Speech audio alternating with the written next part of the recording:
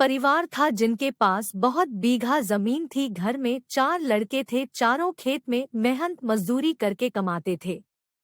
परिवार बहुत बड़ा था, जितना वे मेहनत करते उतना उन्हें मिलता ना था, क्योंकि खेत में पानी की कमी थी और मौसम की मार पड़ती ही जा रही थी, जिसके कारण खाने तक के लाले थे तो बच्चों की पढ़ाई तो दूर की बात है।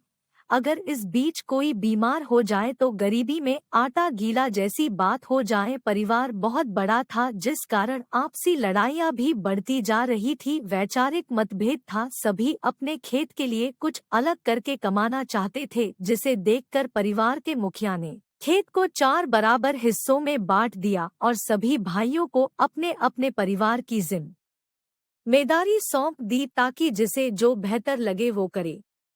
अकाल की स्थिति थी, ऐसे में चारों परिवार दुखी थे। तभी एक उद्योगपति गांव में आया। उसने इन चारों भाइयों के सामने एक प्रस्ताव रखा, जिसमें उसने इनकी जमीन मांगी और बदले में जमीन की कीमत के साथ परिवार के जो भी सदस्य काम करना चाहते हैं उन्हें नौकरी का वादा किया।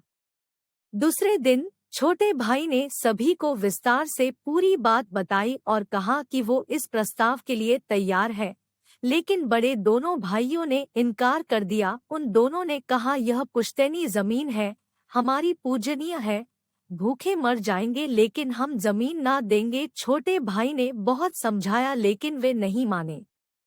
कुछ दिनों बाद उद्योगपति ने यह प्रस्ताव अन्य खेत के मालिक को दिया। उन लोगों ने विकट परिस्थितियों एवं बच्चों के भविष्य को देखते हुए प्रस्ताव स्वीकार कर लिया।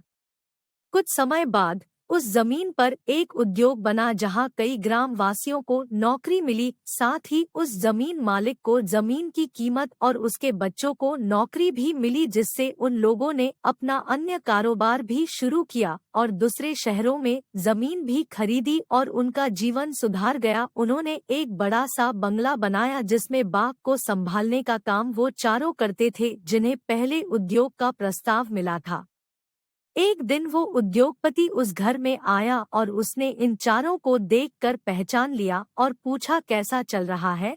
तब सिर झुकाकर कहा, साहूकार का कर्ज बढ़ गया था, जमीन हाथ से चली गई, अब मजदूर और बाग का काम करते हैं। उद्योगपति ने कहा, अगर आप मान लेते तो यह दशा ना होती। उस पर छोटे भाई ने करुण स्वर में कहा, अब पछताए होत क्या, जब चिड़िया चुग गई खेत।